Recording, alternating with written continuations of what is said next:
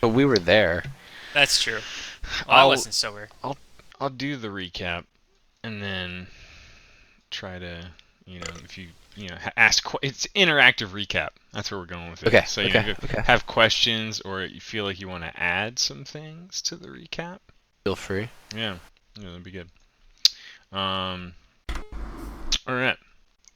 So, um, we are all floating in Zephyros's cloud tower. It's been several days, and let me pull up the updated world map business. This hotness. Hmm. Okay. Now with new minor locations that you've been to. Mm. Mm, mm, mm. So after after rescuing damn near everyone from Phandalin, um, Gundren. Gundren was left behind, encapsulated in miniature form, like about yay big or smaller, inside of his own crystal earring,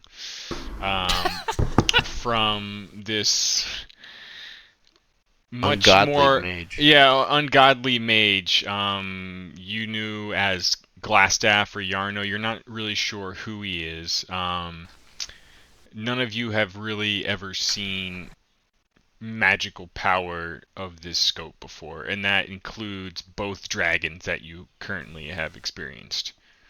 Um, Whatever he's up to, he's clearly been working from the shadows, manipulating numerous people, including you all, to help him locate this Forge of Spells. And he's currently in the center of this sort of hill and fire giant alliance that has forces just amassing around Phandalin, Cragmaw Castle, and the Sword Mountains. Um, your current allies, Felgalos or Sologlyph, as he originally introduced himself, That tricky bitch.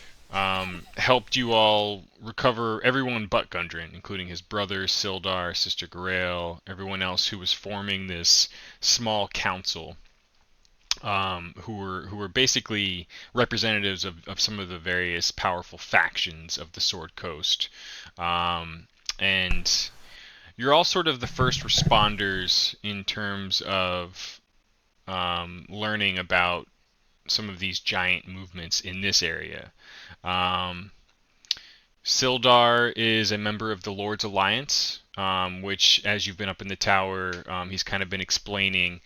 Some of the biggest cities have representatives in there. It was kind of like this loose knit organization between all of the major cities of the Sword Coast, like Neverwinter, Baldur's Gate, Waterdeep, and some of the smaller ones. Also, uh, Bryn Shander, where you're getting ready to head to. Um, and it's kind of like just a almost like a United Nations sort of these cities, like in really really really dire times. Their intent is to share information, possibly help reinforce each other if possible. So Sildar is a member of them. Sister Grail has reluctantly revealed that she is a member of the Harpers. Um, Peck, some of you other guys may have heard of this, but they're mostly a good organization, but they're kind of like chaotic good. They try to do good things, but from the shadows. Most of their operatives tend to work alone. Um, but they do sort of come together in certain places and in certain times. That's the Harpers. The Harpers, Yep. yeah. They're almost like, yeah, like kind of like the bards and rogues, but like on the slightly good side of things. They're not really malicious. They're not necessarily greedy. They're vagabonds and rogues, but more on the heroic side of things. The Emerald Enclave, who you've all come to be acquainted with through Radoth and now even Brugark, are really kind of like the true neutral force of nature.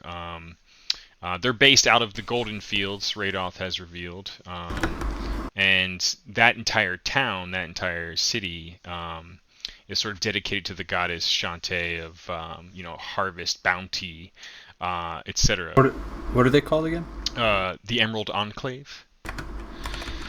And so their entire purpose is really just to maintain balance in the realms. They don't necessarily see things as good or evil so much as necessary. So while concerned about the giants, they're more concerned about the sudden imbalance that's being caused. Radoth initially came to you to deal with this young green dragon, Venomfang, who had appeared, and he had been growing concerned about such a brazen appearance of a dragon trying to develop a horde, just very brazenly being near a large city like Neverwinter. And Radoth kind of called himself a protector of Neverwinter Woods, etc., etc., which is why he originally got you involved there. So it's really a matter of imbalance right now. Dragons reappearing, whereas they, in the past 30 years or so, have been pretty quiet and dormant. The giants were sort of parallel to that. People knew about them, rarely saw them, and they had this sort of structure called the Ordning, being controlled by King Hecaton of the Storm Giants. Zephyros has kind of chimed in during the past couple days, giving you more details at length about this, while prefacing everything with the idea that he has been away from this plane of existence altogether in his travels and studies. He's not aware of what caused the Ordning to shatter, but he is greatly concerned about it. And really all that anyone knows at this point is that various giants from the different giant factions, they kind of separate based on their type: fire giants, stone giants, frost giants, storm giants, cloud giants, hill giants, etc. All that's really known is that there have been more and more reportings of them rampaging, destroying towns, and just out in the world. In particular, you all caught glimpses when you were flying away from Phandalin just a couple days ago. Several groups of hill and fire giants kind of coming together in this sort of large area surrounding the Sword Mountains in Phandalin and Cragmaw Castle. And you kind of saw the early days of that when you went in on your rescue mission with the war tents being set up outside the town. But it's been about 3 days now, and you are just getting ready to pass through the northern part of Neverwinter Woods and past Mount Hotenow. It's at this time that Sister Grail has finally finished the very unenjoyable operation of removing most of Peck's leg below the kneecap and basically outfitting you with this new peg leg, which is this scabbard / peg leg contraption that allegedly belonged to some pirate king. You don't know much about it other than the blade is not a part of the entire kit there. You pretty much just have this empty peg leg that's designed to contain some blade. Zephyros kind of mused about, tales of him being lost in the trackless sea and the Sea of Swords to the west, but no one's really heard of or seen this guy since. He kind of jokes, it's like, yeah, another adventure for another day, halfling.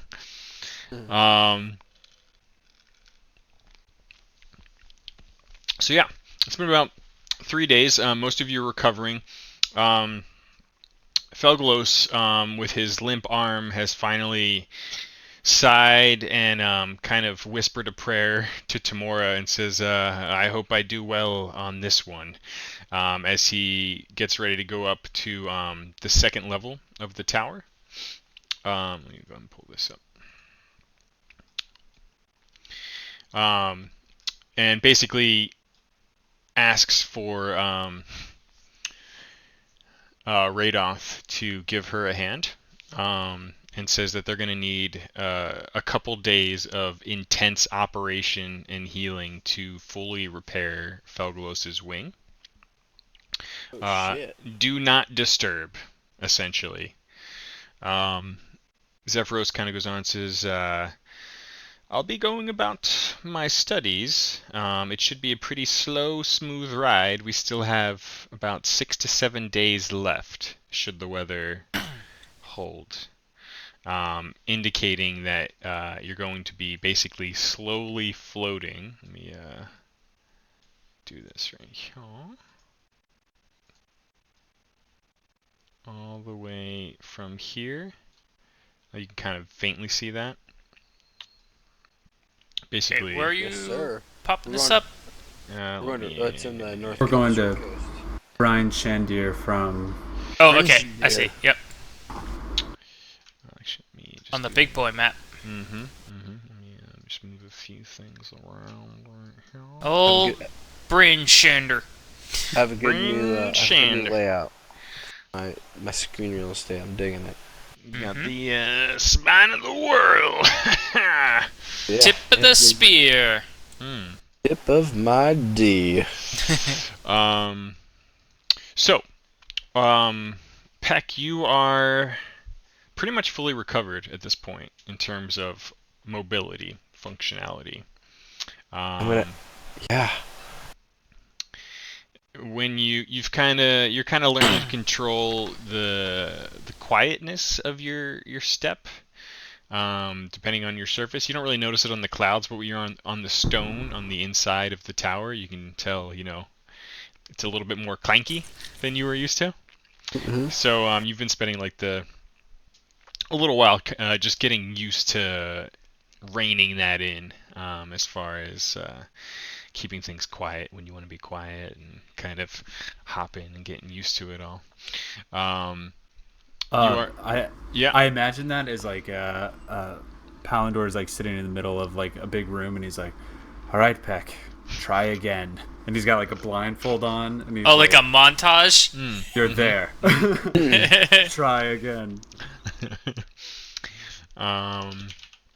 What most everyone else is kind of getting ready to depart at this point.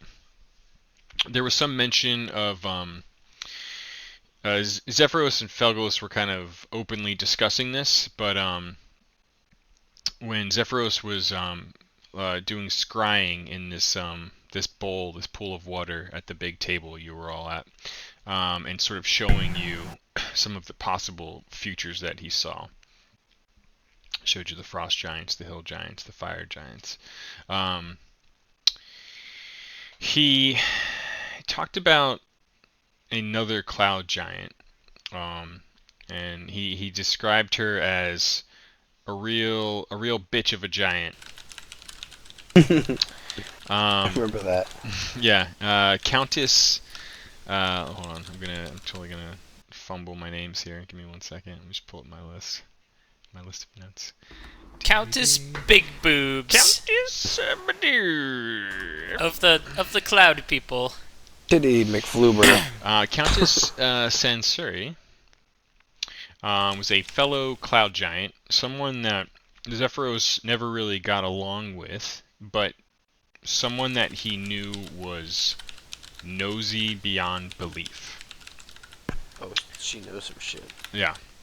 Pretty typical of a woman giant. Mm-hmm. Damn. And unlike the tower you're in right now, she took to a more regal castle, like a full-on fucking castle in the clouds. And Zephyros has no idea where it is. She tends to keep protective magics on her castle that prevent scrying. But the castle itself is called Lin Ermal. And he Zephyros has asked Felglos that once he's fully healed, if he would be kind of an ambassador on his behalf. He went on to, he kind of looked at you all during this, like, catching you all listening in, and says, she's very uptight when it comes to small folk. But unable to go myself, she would at least respect a dragon, though she may not like him any more than she does me or you. I'm hoping that Felgolos would be able to find some information. If anyone knows what has caused King Hecaton to lose control of the Ordning like this, she would have some idea, I wager. So basically, Felglos and Zephyros kind of come to an arrangement where once healed, he agrees to kind of fly to the south to Baldur's Gate area, Candlekeep, talk to some of his contacts, and see if he can't track down. Oh, did we lose Ace? I'm back. I don't know why I was lost. And see if he can track down Countess Sansuri in her floating castle. Everyone else, Sister Garael, has before basically trading off patience for Peck for Felglos, kind of spoke about having a Harper contact in Bryn Shander that she wishes to track down, and that she'll be traveling with you all the full journey there. Darren Eatermath has already taken a griffin and flown off towards Tribor to speak with members of the Order of the Gauntlet there. Let them know about the potential incoming giant attacks, or the giant movements that are happening on the coast right now. Radoth has stuck around to help heal Felgolos, and wishes to speak with Brugark a bit more about the Griffins. And he kind of had a few words openly with Brugark about once the business in Bryn Shander is taken care of, there's a town on the coast called Fireshear. And he went on to describe that an old dwarven ally of his is there and spends most of his retirement training griffins. And his name was Deshara Keldabar. Old Shara. Nundro and Sildar are still both around, preparing to take some griffins to Neverwinter as you all are floating past there, where he's going to, again, talk to members of the Lord's Alliance, and eventually probably head to Waterdeep to the south. Before everyone parts, if any of you wanted to ask any questions, speak with them, do some training with them, etc., you are amongst veterans right now of the realms. Oh shit! Ace has some immediate questions. She kind of like strolls up to the table before all the vets, and she unloads all of the stolen documents that she has. She says, "Are any of you familiar with these, or could assist me in translating any of this? Is this help to anybody? I may have come across them by chance." These are the papers you snatched? Yep, off of the desk. Out? Okay. Yep. You grabbed a few loose pieces of paper. A couple of them, Zephyros kind of arches his brow at, in a very sort of worrisome look, and just kind of melts onto his face. Says, these are notes on very advanced spellcraft. He's kind of like thumbing through, like,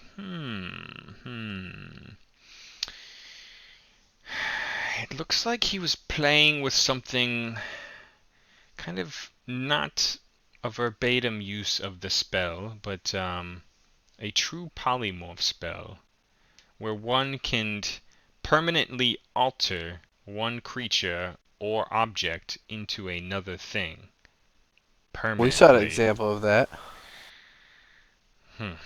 This other one, and he kind of starts speaking a bit more whispered.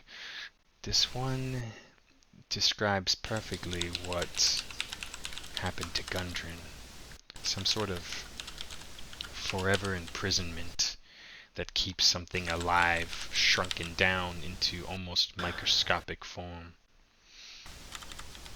Whatever he's doing with Gundren, it seems he means to keep him alive. And he kind of looks at the other one and says, yes, this one, some sort of time freeze magic, affects most all but the spellcaster or some such. I've never seen it in use. These are all very, very powerful spells. This man you all left, he let you leave if he's capable of such power. That was pretty generous of him as I collapsed the room that he was in. Zephyros kind of smiles. Sure you did. He's kind of flipping through other documents, and then pauses for a thought and says, when I was watching you all, there was some strange interference. Someone was almost blocking or intercepting my view of you. Perhaps it was this Yarno Glassstaff character. If he's capable of magic like this, there's no telling what he could do. He kind of moves the papers aside, and then there's a note written in a similar hand as the notes on the spells. It's a note to a Duke Zalto. It says, "Dearest Duke Zalto, I don't believe our troublesome drow, the Black Spider, will be a problem anymore. I know he led you to believe that I was working for him, but it's clear now that he was trying to play all of us. His former house, Zorlaren, you, esteemed Duke Zalto, and your fire giants, and me, Yarno. But fear not, the Black Spider is no more, and I mean to uphold his bargain with you. At this very moment, I've brought together a bit of an alliance, and we plan to excavate the... Nailed it. Laundry's done. We plan to Done. excavate the heart of the Vonendad for you. This forge of spells, the humans call it.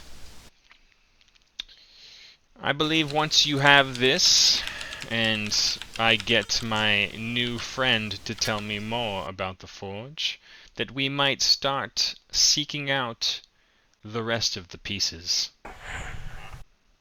Yours truly, Yarno Albrecht. Oh, well, that seems important. There's another note in here. This one much shorter, addressed to House Zorlaren. It says, the traitorous drow of your house has been killed. Please contact Duke Zalto for a new arrangement. The dwarves that stole your home shall be dealt with, and I believe we will find a mutually beneficial arrangement. Yours truly, Yarno Albrecht. There's a lot of That seems equally as important. There's a lot of concerned sort of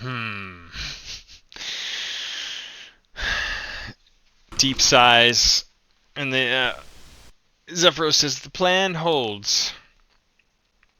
I don't fear we can really turn back to deal with this man and his machinations in Phandalin. We will send word to the other towns, Golden Fields, Tribor, and we send you all to Bryn Shander as planned. These towns are defensible. Phandalin is not. It's in the middle of nowhere. No boats, no trade routes make it easily accessible. We can at least rest knowing that a strong arm of this evil is in one central location. Perhaps we can reinforce some of these larger areas, learn what we may of the giants, and reassess in the future. And he kind of...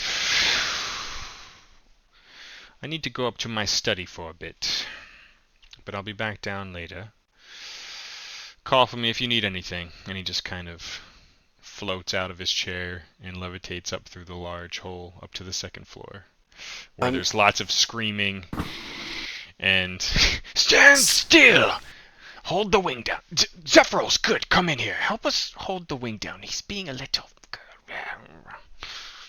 Ace quickly gathers up all the papers greedily and stuffs them into her garb. Peck hasn't seen very many women lately, so he lost focus and was staring at Lady Garel for a long time. She's upstairs. And that's... She did go upstairs. She is... Oh, I thought I was looking at her right in front of me. Damn. Oh, yeah, sorry. She, Well, I stared at her as she walked upstairs. Yeah, you had some time before she went up there. Ace notices and kind of nudges him like, and I yeah? walk over and say, Ace, what did I miss? And then I start making hand signals like this. Oh, yeah, okay. And then I pretend like I knew. Yep. That makes sense, totally. Just like this kind of hand signals, and like these kind of hand signals. You thought so too? Yeah. I mumble. I do want to ask questions. Sure. To would you like to ask questions? did Siloglyph? Oh wait, we can't fucking. Never mind. Damn it, can't bother. I mean, there's been I'll be right back. There's been a lot of time. I mean, there will be time in the future too before you get there. Perfect. Okay. It's not an immediate. It could wait. Okay. Palandor, yeah. Peck, come here. I'm up on you. Okay, so Palandor's like sitting down on the ground. Peck is like right at it, right next to him, and you just see him like whispering. I'm standing on the stage that we're the same height. Yeah. I'm whispering something into your ear, and I think you're shaking your head.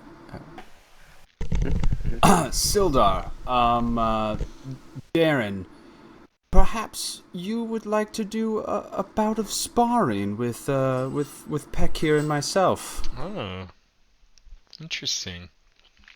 They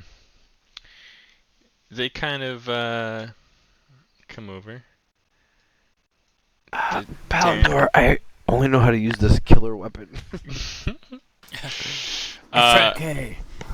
Ace kind of chimes in. Perhaps this would be a good time to test your new nub, little one. I wiggle it. I look at that. Yeah. Darren hasn't left for Tribor yet. He says, interesting. Little Darren Eater dick. I have a bit of an idea myself.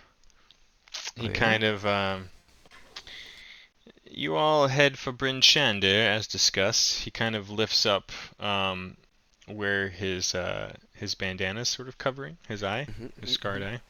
I was about to make fun of that, Ace explains. And you just see, like, the scarred up, just white of a dead eyeball kind of staring at you.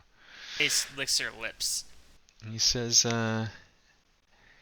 this would be a wonderful opportunity to test your mettle. To the north, the spine of the world, barbaric, strong men live in the 10 towns, Bryn Shandar being one of them. And I spent a bit of time there fighting to enhance my own abilities.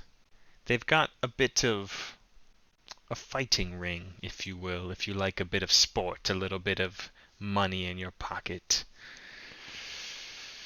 Perhaps when Sister Grail is done, we could have a all-out combat.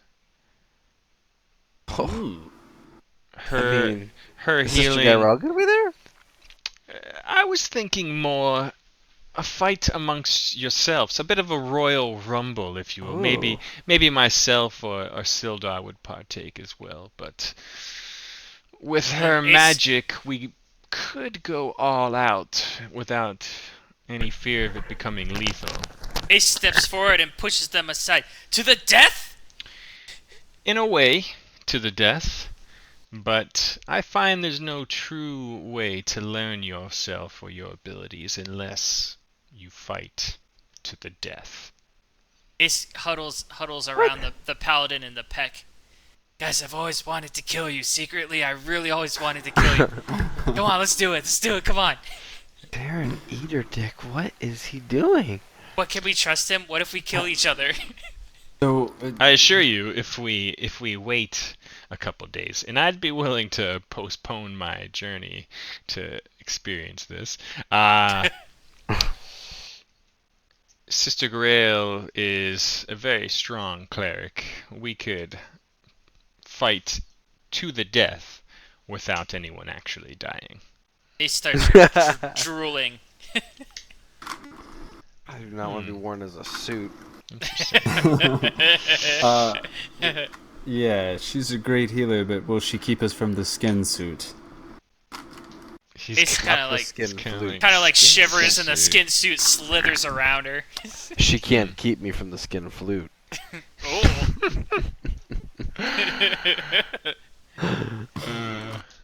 No man can.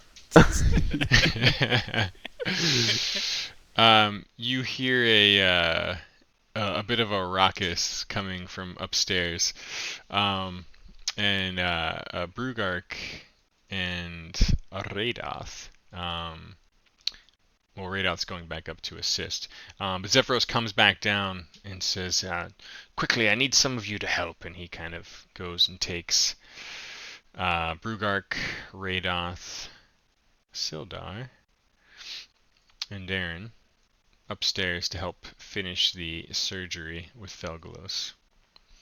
How convenient, my friends. How convenient indeed. They head up. The rest of you are left with Nundro and amongst yourselves.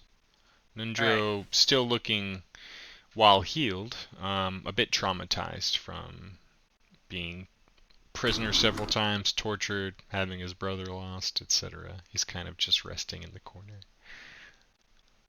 Ace kind of like walks over to him and slumps over next to him, puts her arm over his shoulder. Like, how you doing, Nundro? How you doing, buddy?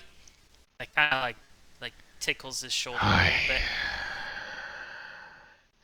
I slap Ace's hand off a little bit, like that's too much. I slap his hand. Like, but quietly, yeah. Not particularly good. Where'd they get you, buddy? Zephyros has agreed to send me down once we pass the mountains up ahead. I plan to head into Gauntlgrim. The only good thing I've heard in recent weeks is King Brunner has reclaimed the old halls of Gauntlgrim. Fabled dwarven home thought to be lost. He's allegedly calling upon all offshoot clans of the Delzuin and making a call to arms to reunite them all in the halls of Gauntlegrim to help expand them and protect them. With my brothers missing, perhaps I can be of help there. Maybe learn of someone or something that can help me find and recover my brother. Oh, Nundro. We just happen to be some weary travelers that may need some work. Is there anything in it for us if we go with you? Stay in touch. Perhaps once you've touched down in Bryn Shander and seen to your business there, we can reconnect. Perhaps we could even use your help. Nundro, you keep saying touch, and then Ace kind of slides her hand down on his leg, and like kind of rubs it a little bit. What are you getting at? I'm not getting at anything, girl. Demon. I said, well, Nundro, don't worry, buddy. We'll get Gundren back, and I'm just gonna, after I see the leg touching thing, I'm going to kind of, while looking back every now and again, hurry back over to Palador. Ace, being rejected, retracts her hand quickly and like snaps it back from his leg and just kind of stomps off. Well, guys, you want to go kill each other? I think we have to wait for Sister Garel before we kill each other, friend. But let's play hide and go peck. How do you play that game? Watch, and I slap both of them, and I run. I run in circles.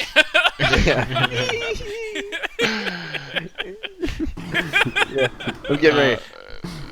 Time behind this rock. I hope you keep poking your eyes out from behind the chair.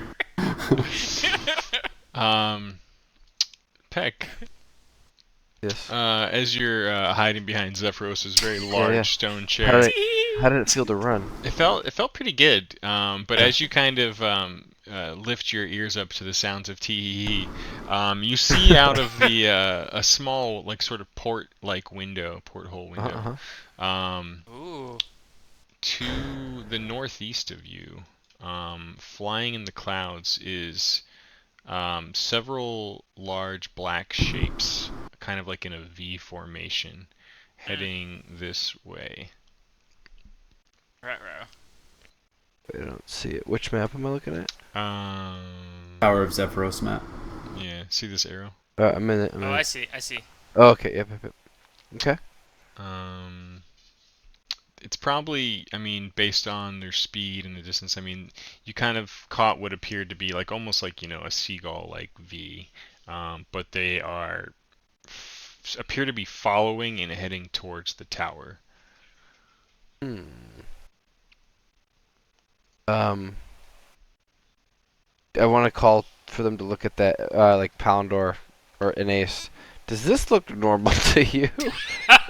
Amidst my tee-hee-hee-hees. It's but a whiff of cloud. I don't think you really understand the meaning of hide and go peck, but okay, what thing? I don't even turn to look. I still keep looking at him out the window. Palanor is going to go up and how big are the objects and relative are they normal size or are they really big? At this point, you can't tell because of how far off they are. But now that you join Peck, you see what appears to be about 6 to 9 separate winged things flying this way. That look normal to you, Palandor? Riley is flying out the window. Is there are they wearing gear? Is the sunlight reflecting off armor? Is there are they on griffins? Are they on what kind of animal far are they away. On? You feel in about a couple minutes they're going to be close enough that you could tell those things. They look like seagulls from far away, right? Yeah. Right now they just look like large birds. Ace pushes her hands down on them. He says, "Let me in," and she squints her demon eyes. out the window, at the porthole. Does she see anything? You can all make a perception check, all three of you. Yeah, that's what I was going We're for. all fighting for it. Yeah, let me see. For good view, yeah. We're gonna be the best team ever. Oh well, I don't see shit because I'm the littlest one. You guys are pushing me out of the way.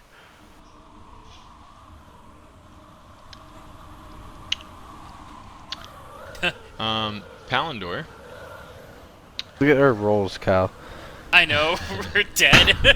Palindor is squinting and surprisingly kind of gets No the way. cleanest look No. at what's coming. At first you think they're just like a flock of birds, Palindor, but then you kind of see riders on the back.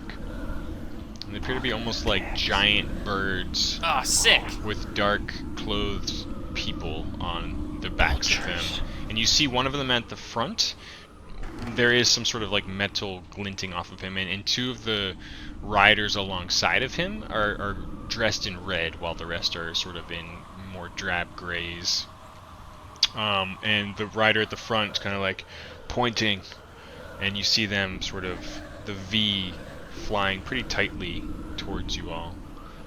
Looks like they're coming right your way and aiming to make a landing.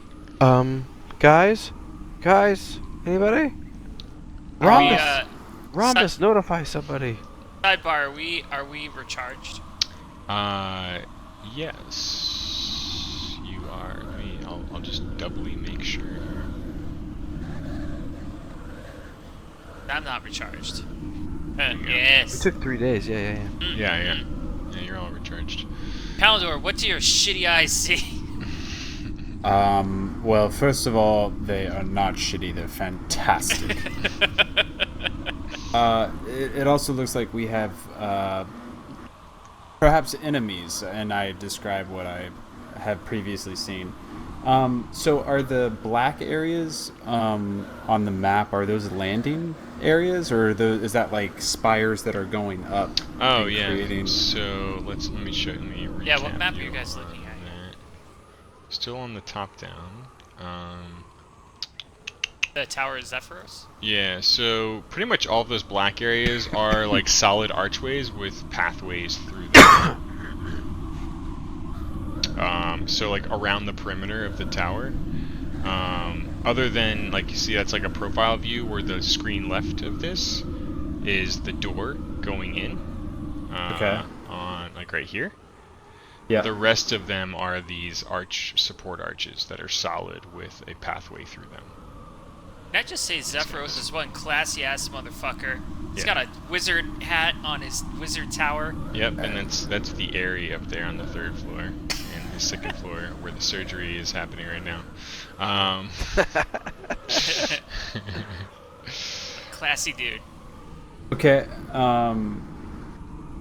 Well, I suppose we should warn the others upstairs. That's what I was telling Roomba, or not Roomba, yeah. Rhombus. Dr. Rhombus. Roomba to go notify, because he can fly and shit, so he can go notify. Alright, Hush and on his broom, and Dr. Rhombus fly upstairs. How convenient. Yeah. Shouts down and says, "They're in the middle of a bloody surgery!" Palindor, how far off do these characters look? And I Ace continues to squint. We have 2 minutes, so if we need to set traps, and Palindor starts looking around for anything that can be used as projectiles. There's a loud thump, and you kind of see Zephyros peering down from the elevator hole. He's holding down. There's like a kicking bronze dragon wing and a sort of rain of blood that comes down the hole. Go parlay or something, would you? Ace turns to Palindor. Do they look flammable to you? And then she kind of licks her lips. My elf eyes. Make a perception check. They did look quite flammable, as it turns out. And Palindor kind of like pulls his sword out a little bit and is like, quite flammable. Ace's eyes start to glow a little bit, and her fingertips start to look like molten lava and drip a little bit of lob onto the ground. Okay, so Palandor is going to start looking around because I assume there's going to be some kind of defenses, and that Zephyros isn't just going to defend this with the power of his might. Granted, he could, I guess, in theory, but I want to see if there's any kind of defensive anything, like giant weapons or things you can throw or trappy kind of things. You guys want to do something really fucked? Wait, I mean, not question really. I before mean, we this go. is like a giant research question. tower. There are these hanging chained globes that hang from the 60-foot ceiling. Everything in here is sort of giant furniture, and then there's just random giant-sized furnishings that he's tried to basically, you know, almost like kids trying to have like a sleepover with not a lot of supplies. He's tried to make accommodations for you small people, but you have to bear in mind that this guy is like 24 Right? feet tall, and all of his things are for a thing that's 24 feet tall. Yeah, how Pounder? How does that feel? You guys, This is how you feel all the time. Welcome to my world, you sack of nuts. you guys want me to try to charm some of them, and we could get some cool mounts. We could go Well, aerial on their I asses. wanna look at one more thing before we do. Best look Okay. out or I might kick you. Oh, sorry, go ahead. When I'm looking out there, I just want to, you know, like when you're watching something and you're trying to see its next move, you're anticipating what they're doing.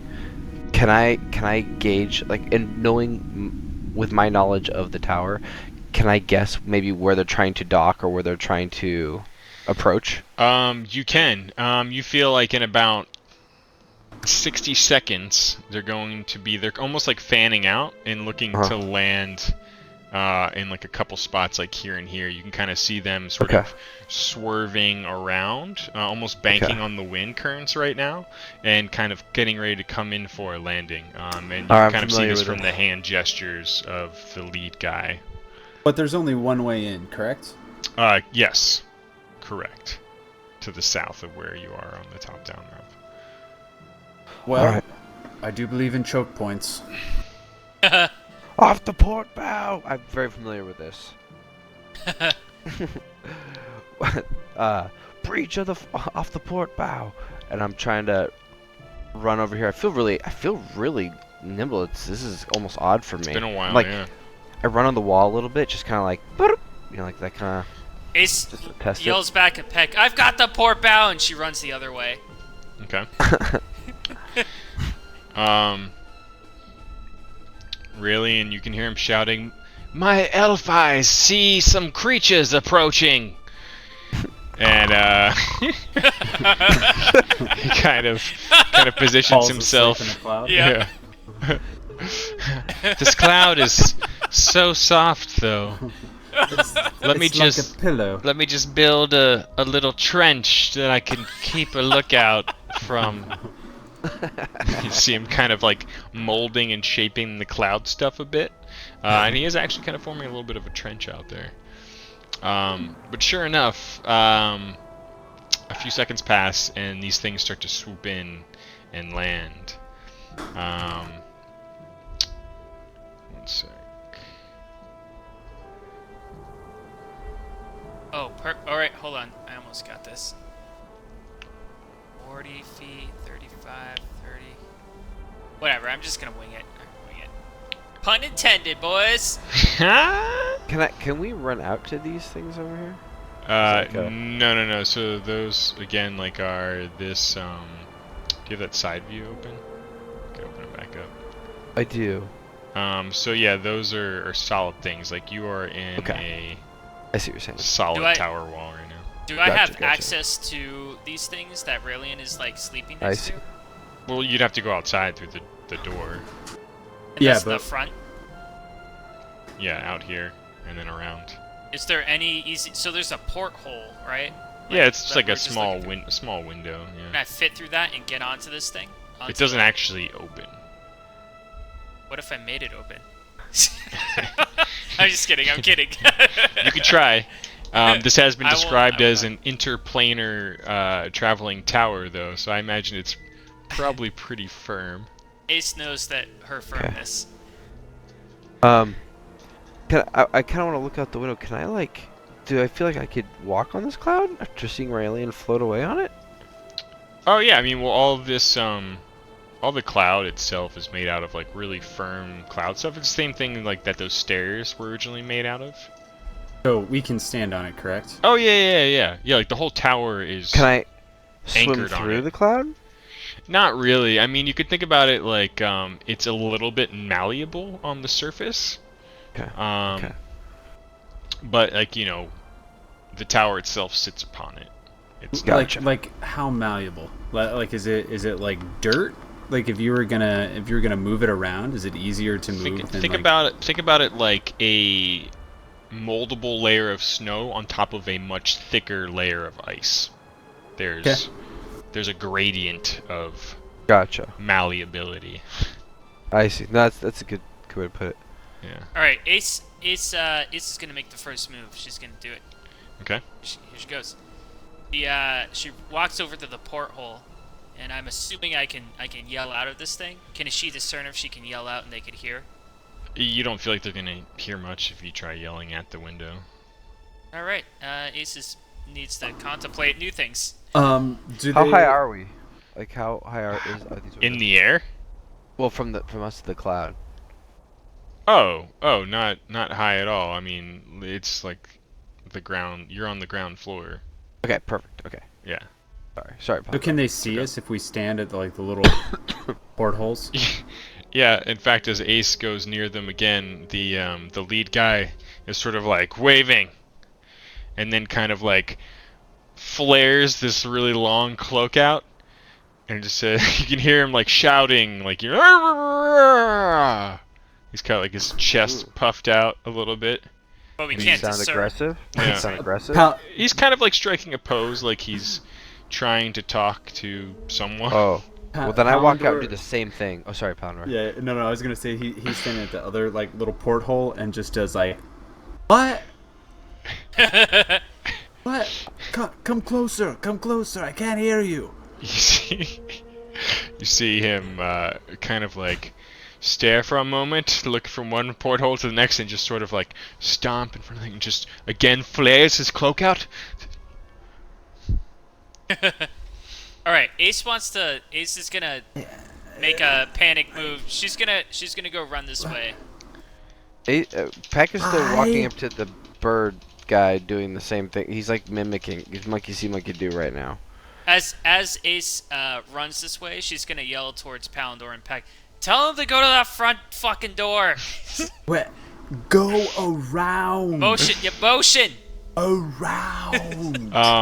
Like a circle. Go around. The entire time this sort of pantomime chest puffing is going on, Peck, you can't get that burning sensation out of your mind that you know this guy. Old spiky face. Oh, it's the ass hat. Oh, that's it. I walk right over to that guy. Oh no. Tell him to go to the front door. The fuck do you want, you stupid sack of shit? I thought we were done with you.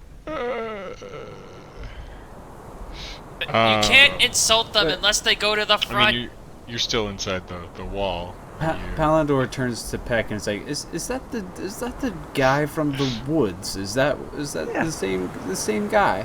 Yeah. You mean Same with idiot. the one who I preached to? Yes. The one that I gave him a pamphlet. You know what? Do you Actually, think he needs another pamphlet?" I'm Palandor gonna pulls turn out back a to Palandor. pamphlet and points at it. Right, Pounder. They're here for their second lesson. Oh. Are they going to the front door? I don't know. He's still I don't sort of think so. motioning for you to come out to him. All right. Ace wants to look out the front door and see if there's any way to get around to the back of the tower at all. Wait, who's he motioning to? Pounder? Yeah, and he's sort of now stepped back and he's looking at one of his guys in red. This guy. And you see that this guy's got like this strange leather bag over his shoulder, and he's kind of like gesturing for him to like get the bag, and he kind of like pulls the bag to the front a little bit. And he's holding it preciously. back. This motherfucker better put that knife down. He This doesn't child actually. better put that. He doesn't have a knife. Okay. There is a Chris. little. Yeah, there's like a sheath at the side. Looks like it probably holds a knife like that. Ace steals back. What are they doing? Zephyros, you can hear him shouting down again. Did you talk to them? What do they want? Zephyros, I'm walking out there to talk to them. we're dealing with this. Just I'm trust tired me. of waiting. All right. If you all want to take a moment, what exactly do you want to do here? I wanna... Go ahead, Did you Sandra. did you use your emotions to like? Did Palindor like finger? Is them that you to the going front? around and outside? Yeah. Me? Yeah. Oh, it was what I was doing earlier. I was walking out there, and then Pounder wanted to give out pamphlets, so I walked back to Pounder, and then I was like, fuck it, let's just go talk to them. How'd you get out there? So I'm Hopped gonna up the bring window, it. right? I'm gonna bring just enough say you went out and pamphlets went for around. all of them. Okay. Gentlemen, as we're walking, do you feel like maybe we should set up some kind of ambush, perhaps, if this turns south in some way? I'm still walking up to him like Lando Calrissian to Han Solo. But you Like, can, you I hear you. motherfucker. Yeah. Oh, we're actually like there right now. Well, I'm. You don't have to be there now. I just assumed you were walking to. I'm there parlaying. based on what you said, but Can you're not necessarily there yet. is Raelian awake or asleep? It's up to you. What He's does that mean? he's asleep. He's asleep. Palindor looks over at Raelian, and does he see Raelian's head pop out from among his little cloud trench? You see him taking a nap. Ace kind of like looks at you guys and gives you guys like the eyes, like everything's gonna be okay. I turned to Ace. Ace, do you remember the name of his cult? You're walking up with me, right? Totally. Does Ace discern at all what the name of the cult was? No. Ace makes up a name. She's like, You can. Palindor? they're called like the Red Shoulders. Yeah, I know them. Palindor. If we're still walking up there, hold on. They see you approaching, and the lead guy sort of takes off his mask, and he says, "We are here to speak to the master of the tower." And he flares his cloak out again and keeps his arm out. Are you his servants? Ace don't pounces the flinch. party before anything can happen, and Well- groups. Wait, what? I don't flinch. Ace whispers like, guys, are we the masters or are we the slaves? I push Ace off. We're the Ace. emissaries. We're You're not masters speaking. or slaves. We're the No, emissaries. Peck doesn't take that. Peck says, "You're speaking to the masters." As Palindor saying, we're the Is kind of is happy with everything, the way it's going. With his hand at his side and his mask to the side, he kind of like just almost ignores you all and looks back to both Can I of the help guys you? in red. And he says, "Navan, why would they build a tower this large when they are this small? Clearly not the masters. Clearly. Which one said that? The guy standing in front of Peck right now. I laugh with him, like, and he kind of looks. "Ah." He kind of looks back to the other one holding the leather bag in his arm, and he says, "Amarith, clearly they didn't hear me. Maybe you can tell them." And you see the guy kind of sheepishly holding the bag and says, "Could you all send your master down here? Favrik is a little testy. It's been a long journey." Ace Favrik, what do you have in that bag there? You keep looking at it a What lot. tidings do you bring?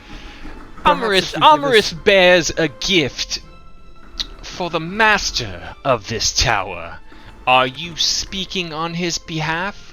Where is Well- the master? We are his emissaries. Perhaps if you give us a message, we Ace, could deliver it to him and see if he's available. As it turns out, he's quite busy at the moment. Ace kind of We're holds her masters. cloak up in front of her, kind of like slowly, and then like points her finger underneath like this, boo, and she shoots enlarge onto Peck.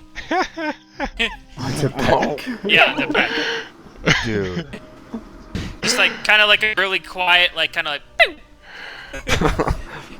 Whoa. Okay, hold on. I feel huge now, dude. How You're big like am normal person size. Is it I don't know. I'll 4 go bigger. times the size? I think It's double. No, it's double size. Oh, yeah, 8 okay. times the weight. And you get an attack bonus. I hope you enjoyed S on this D fabric. Roll a sleight of hand check for me, Ace. Followed by a wild that's magic good. check. Yes. Oh man, this is gonna be good. Don't wild magic me, bro. Okay. Well, that's good. Okay. This guy has been so caught up in trying to put on this ambassador performance that he did not notice your spell casting. Perfect. And then here's the second component to that. Uh-oh. Is that good or bad? That's bad. I want to say something to this guy after this wild magic. Oh, fuck me. Oh no, when the DM laughs. What happens to Peck? What happens to all of us? So Uh-oh.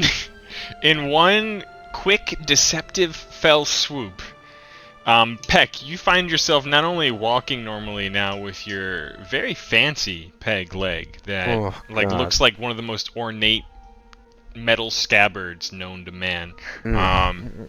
You are now standing giant-like in front of this emissary. Are you double? And not only that, but these ethereal phantom, almost flower petal-like winged butterflies flutter in the air, completely enshrouding all of you. Like this just magical aura of just ethereal flowered butterflies. Oh, Ace And wins! this very enchanting Still sort wanna of say something. fey-like magic moment. And there's like an audible gasp from all of like the underlings that stand behind this guy. Oh my god. He kind of What did takes a step back, and his vulture also sort of... Okay. I want to say something in an intimidating factor. Tell me what your message is, and the next time you misjudge us, you will feel our wrath. The wrath of the masters. Yes! Next time you question our status, you will feel the wrath of the masters. His jaw kind of like does like a... And he kind of almost... The message. My lord, I did not realize you took to a small form in your leisure state. Yes, God. I come representing the cult of dragons. We speak on behalf of Old Snarl, the most fearsome, ancient red worm that has ever walked these lands. You and your vessel approach the Cloth and Veil. Cloth, Old Snarl to most of us common folk, reigns supreme in the lands that you approach, and he has allowed you and your vessel to travel to your destination in Bryn Shander. Yes, he knows where you go. And he has sent us to bring you this offering as a gift and an acknowledgement of his power, and a note that he and he alone allows you to pass. What's the... The guy kind of like, oh, and starts walking forward with this leather bag. Okay. Which one's walking forward? This guy. And he kind of, it's got like a single shoulder strap, and you notice that it's got like this weird smiling face on it. And you see the guy reach inside, and he pulls out like a vial, and he's looking to almost give it to one of you. Ace kind of whispers. Is this a giant-sized vial? Peck requests that he stays with us no. as an offering of good faith. Wait, who? The guy giving us the offering requests that he stays with us as an offering of good faith. He'll know that I'm not a master in like 5 minutes. No, it'll be fine. Our real master, like, we just need to get him inside. We just need to get him inside. Why? I need him. Not now, Ace. That I want to just grab the vial so that. Oh no! Oh no! My lord, Peck, I shall grab the vial Thank for you, Ace Lord nods. of Yep. Lord of Cloud. This Castle is how we proceed. Yes. I scratch my genitals. He is Lord Giant. of Cloud Giant. Castleton. With You which notice rest you your notice feet. the guy who Palandor's just plucked the vial from, holding the bag, is admiring the very colorful feathered hat on your head. And he kind of like was such colorful regalia. Kind of. Ace jumps in the way. Do not gaze at the colorful regalia. Like, she takes the gaze upon her. Do not look at it. You must avert your eyes when talking to Lord King Castleton Peck. And then Ace like bows before Peck. But then stands up again to take the gaze. No. My humblest apologies. Favrik, please allow me to put the bag. I will put the bag down. Just drop the bag, goddammit! And then Ace steps up in front of the gaze I again. don't want to break the vials. He just sort of not looking at anyone, just slowly sort of Please take your leave. squats down and puts the bag, smiley face, facing towards you all. He says, "There are 9 more vials of very rare he's almost made eye contact. Pixie dust. Don't look at him! Where are these vials? Within the bag. Keep the bag too. Keep the bag. We must return to our temple to the north in the mountaintop, but Lord Cloth has, and just to refresh you all, Cloth and Veil was basically what you're getting ready to fly through. I take a gold coin out and I flick it towards just one flick it towards and say, "Thanks for the gift." Like how big is the gold coin? Because he's enlarged, does it enlarge? That's questionable. I'd say no. Probably, Nah. It almost looks like it's large, and then it kind of becomes normal size as it gets to the top of the arc. Almost like another illusion. The guy kind of backs away, leaving the bag on the ground still. And then the other one steps forward and whispers to Favrik, don't forget the larger gift. I know, Navon. I know. There a larger gift for me? Favrik flutters his cloak once more. This is important. This is really important. As Ace is knelt down in front of Captain Peck, she goes like with her hand behind him, and she uses she enlarges his voice 4 times as much. Yeah, using I don't know what the fuck it is. I can't. Is it thermatology? Is it that one? Thaumaturgy? Thaumaturgy? Thaumaturgy? Thaumaturgy. Why do I keep It sounds like you're doing myself? fire laundry. I'm just kidding. Yeah, thaumaturgy. I go like underneath my cloak. I'm like, Pew! Okay. In character, Peck, you don't know that your voice has changed yet, but this other red cloaked guy comes forward and says something to Favrik about a larger gift, and Favrik just rudely dismisses. I was getting to that. He says, "Thank you for accepting our Lord's offer of truce. He has been watching you all with great interest since your time at the tower. Something about you all being trapped in some beam of magic light for several days or something. He watched all of your stories, drawn in by whatever You must it address is. him as Lord, please. Address him as Lord. How dare you not address him as Forgive Lord? me, my lord. Forgive just me. Do not address him directly, and then starts waving her hands. You must is address okay. me It as is Lord, okay. as him to him. You must address me to him. This is how this works. He's kind of like okay, looking back and Palador. forth between Ace and Palador. Like, yep. Ace, it is okay. Let him continue. All right, Ace kneels down. The one he referred to Penitence. as Nirvan, like you can almost see him like getting ready to pat him on the shoulder. Like, it's okay, we're new at this. Just don't let them know.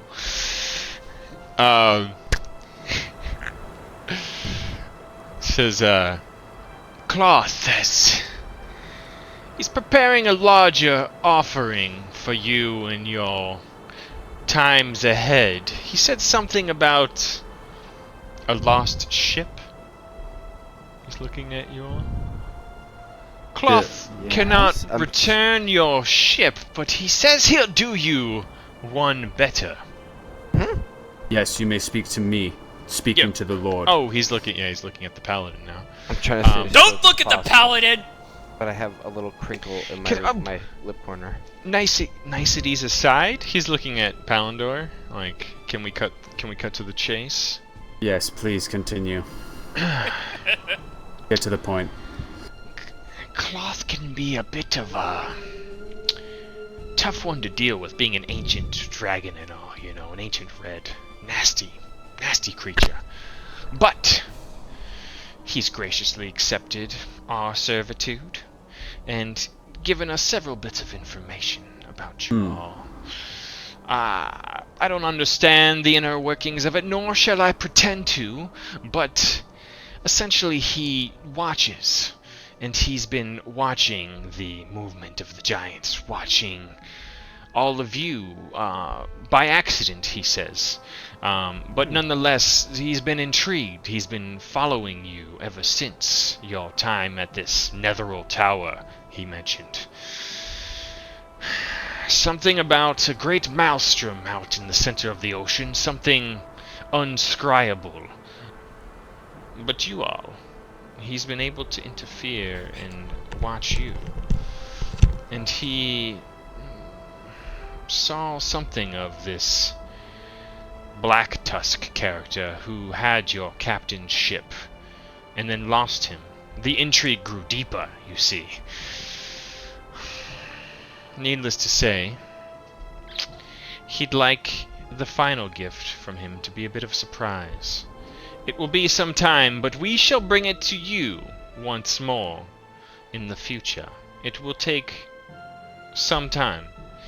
But he urges you to stay on your path towards the spine of the world, to this Bryn Shander. Help deal with these frost giants that are causing him some grief near his veil. Help the town and you will be helping him, and he will send you a more glorious gift. Obviously, our Lord has quite some experience with ancient worms. Assuredly, yes. But surely, he does not simply wish for our safe passage. What does he expect of us in return for such a generous gift? Yes, well, you would be owing old Snarl a favor, I suppose.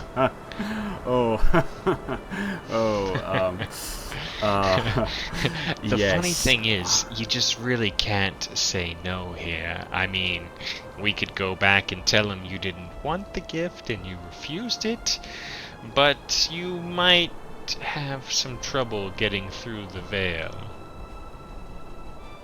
Ace kind of like looks back at Peck. And Excuse me? she's still kneeling. Like yell at them. Excuse me? Just give me a minute, and you see him kind of turn around. Excuse me? My lord, calm yourself, my lord. Listen, excuse me, Sir Cultist, please give us a moment. Yeah, same or here. you shall- Same here. Same. you We shall- need a moment too. We You need. shall anger the Lord. Ace steps forward a few steps, and he's like, she's like, it's best not to anger him in this state. He's had a rough day at work. Palador. You do not want to anger him when he's had a hard day at work. One of the other guys kind of steps forward.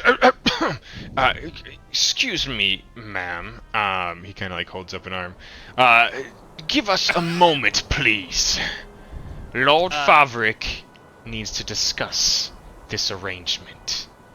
And But then, what do Ace- you have to discuss? I don't Ace- understand. Kind of like nods and says like, as per protocol, you have less than 2 minutes. Do not insult the master. And then she starts crawling backwards, slowly. Okay.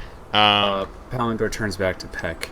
And does he still have thaumaturgy? Like, does he know that? Yeah, sure. That his voice is going to be You've magnified? definitely noticed it, yeah.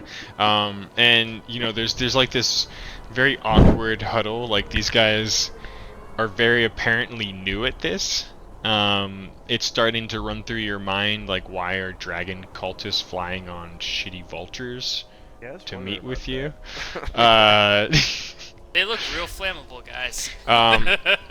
And you can see the one guy who was parlaying with you primarily, this Favrik, kind of put his mask back on. He says, "I knew it. And you kind of can't really hear what they're saying." Oh, okay. You're walking over there? They I kind of stop. They kind of all hush and. Ace yells out, "My lord, no!" Have you had enough to discuss?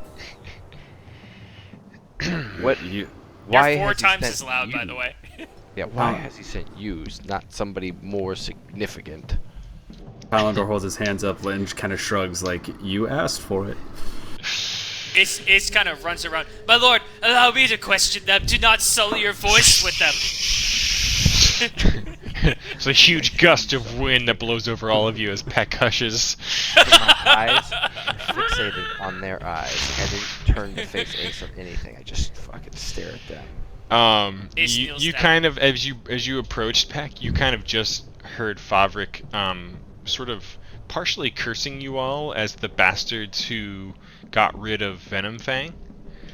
And they kind of, You're absolutely right. We destroyed Venom Fang. And we will destroy more if it gets in our way. Ace whispers back, "Shoot one of the griffins as an example." I'm not gonna do that. I'm not gonna do that yet, Ace. They're vultures, by the way, not griffins. Where? Shoot one of those fucks. Don't shoot them yet. It was yes, well, goddamn shame. But my it will lords, happen. yes, it was a shame. And you see him sort of like clutching where his necklace used to be. Well, we serve a new, all-powerful master now. I don't know that you could put Venom Fang. We don't seek Quivers. violence, we seek passage. Cloth has offered you passage through his veil, and offered you a great gift. Do not worry what it is he seeks in return, because there really is no alternative other than acceptance. Take this gift, and as noted, we will return to you in several 10 days' time. That is fine, but tell your master that we serve no one. And then I Yes. turn and walk away. Does Ace have the smiley face bag? Sure, it's on the ground right now. Ace kind of like picks it up and then turns the smiley face away from her and then looks inside the bag. Okay. It, And as you're walking away, Favrik and his lackeys kind of all look at you, and Favrik shouts out, "So it is done then!" And it's almost like he's just shouting up to no one. And then Ace jumps away. "You look at our master when you're addressing him." And his eyes kind of drop down to you. Says, quickly, back to the temple. They all sort of scurry towards their vultures. Um, they start beating their wings a little bit, and you notice that there's these invisible footsteps that kind of just run towards them, and you just see like this little wisp of cloud stuff kind of trail behind it, as if something was running along with them and jumped on the back of one as they all flew off. Does Ace perceive any of this? Can she make a perception check? You may. Yeah. Yeah, I'm very curious of this too. Yeah, did we all see it? Friend or foe? I mean, it was very obvious footprints, but it was almost like a shimmer.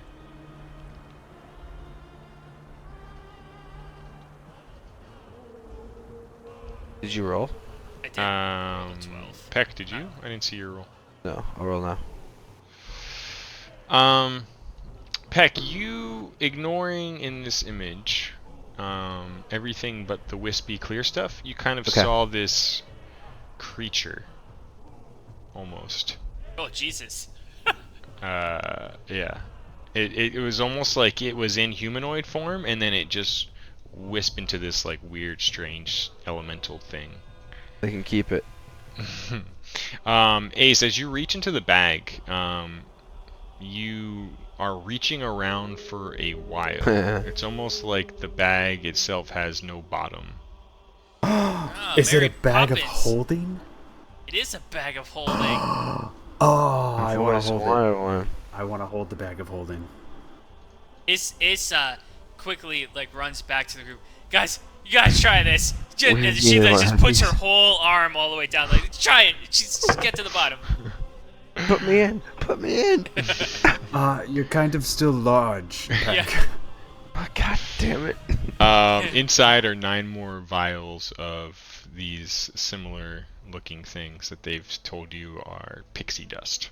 I love our bag Can of I- holding. He's so cute. Can Are I there any identify notes? anything? Yeah. Is there any? Can I discern Like anything about? written parchment or anything? No.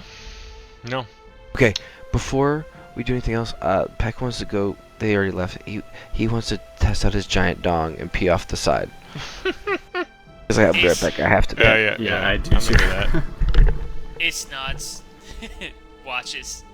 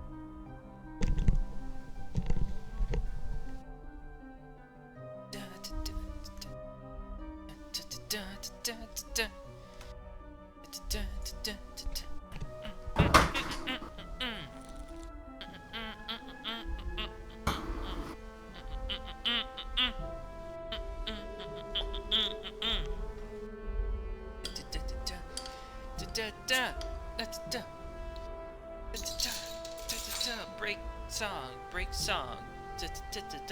Break song. Gonna eat a peach. Song injection. Inject a peach song. No one will know unless you watch this episode. That's a chode. That's a small dick, yo.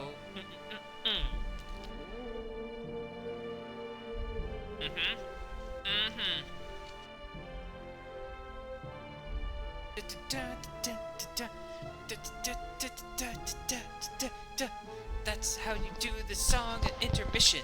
An intermission song.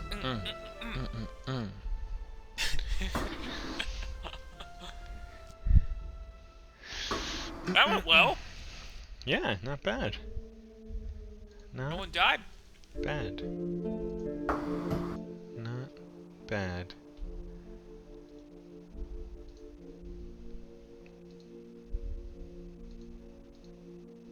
Pretty good job making that shit up on the fly. Very nice.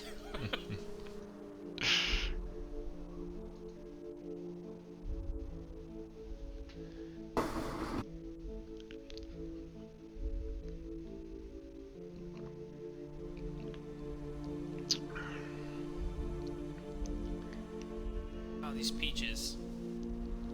Peaches of peaches. Now that I know the true reason why the echo is happening, now I can harness the power. Uh-oh.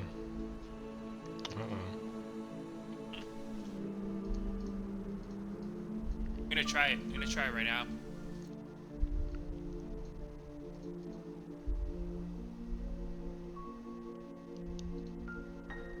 Table.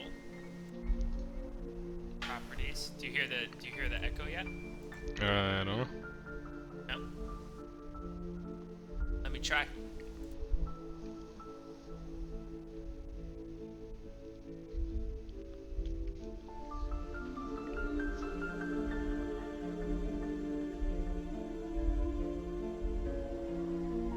Yeah?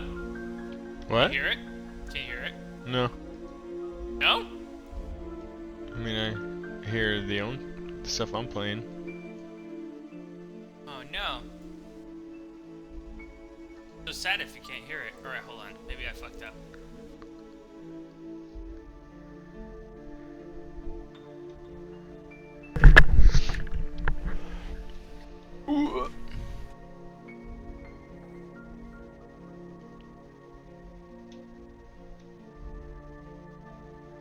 Hello.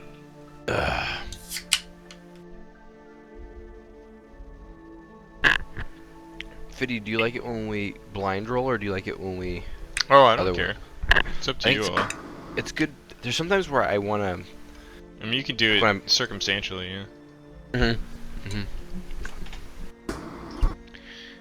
I mean, I think there's pros and cons. Yeah.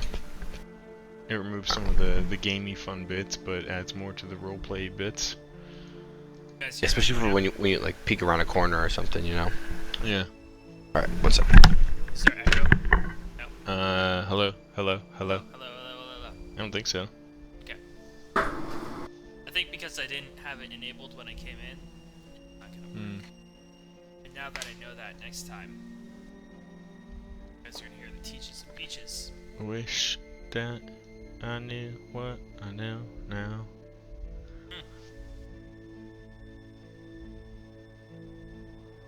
I like Lord Peck pissing off the side of a tower with a double-sized dick.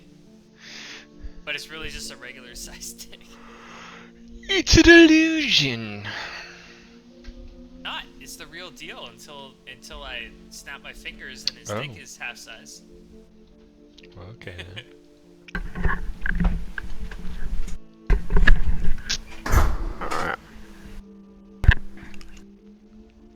Wait, where is Peck? How do we even see him?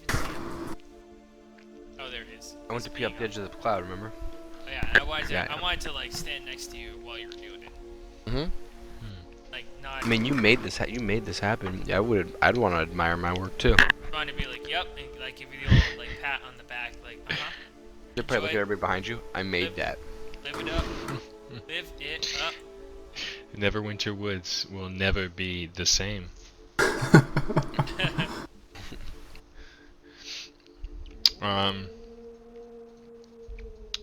So, you can see them flying off to the north now, traveling much faster than your cloud tower. But it appears You're gone some for now. ancient red worm has a strong interest in you all. I suppose we should go tell Zephyros. Mm-hmm. Or should we? Yes, we should. I'm telling him. Ace nods like, okay. We've been here before. Okay. He likes the question. Walking back over. Let me. I lost my thing. Oops. Is Israelian still sleeping on the cloud on the right? Sure. He just wants to walk over to Aurelian and inspect. He like sound asleep? Like really Go sound pounder. asleep? Yeah, he's super asleep. Yeah, I'm going inside. Ace tries to lift Stranger off of Aurelian. He's surprisingly nimble and dexterous in his fitful mushroom-induced sleep. Get the drugs. Yeah, must be And the I drugs. cannot obtain the. No, it's almost like he's got some invisible AFK plot armor. Oh. It's just he's tossing and turning with every attempted grab. He just turns the perfect way to avoid your nimble fingers. Ace understands, and as she's squatting down, almost over his face to try and take this thing, she lets loose a demonic fart, and then she walks in. It's like it's as if an infernal owl just shit all over his face. It almost comes out with the same sound, just like ah! Oh god. Peck, are you going back inside? I'm going pounder. Okay. I'll just assume the magic has faded for now. I had to test the limits of this AFK-ness. Yeah. Zephyros comes floating down, drying off his hands. He appears fairly clean. He says, Sister Gorel is almost done. What did those visitors want? Well, I guess we've made a deal with old Snarl.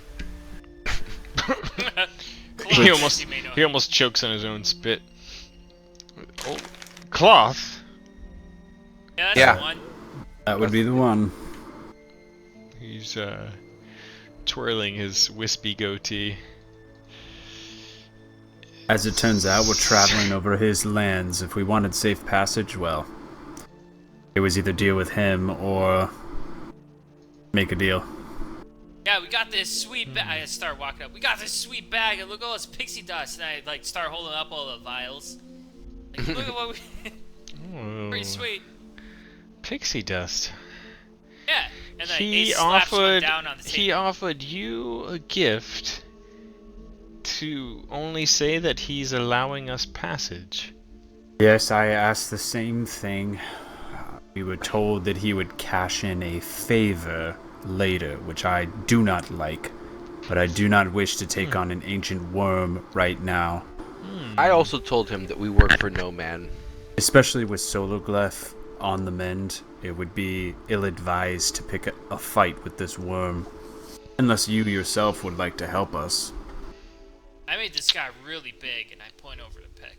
You can kind of see his mind working, like his eyes are darting around. This would explain a lot. Of what? Cloth is a very powerful, possibly one of the oldest living dragons in the Sword Coast region that I know of. And he's a bit more of a peeping giant than I am. He's... well, maybe Felglos can tell us a bit more. My notes are a bit scattered.